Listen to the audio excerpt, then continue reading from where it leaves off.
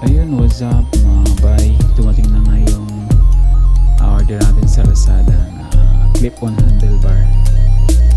Tara, install natin ito ng mabilisan.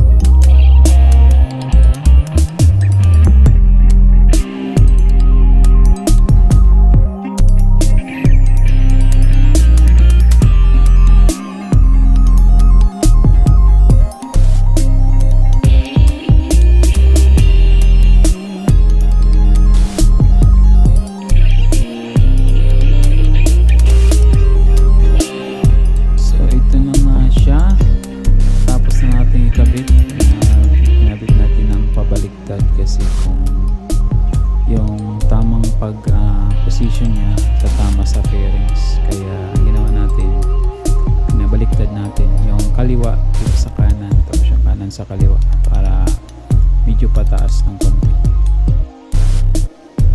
Okay, hanggang dito na lang. Subscribe and like para sa mga susunod natin na video para dito sa ating project Rogie na Rusi Korak.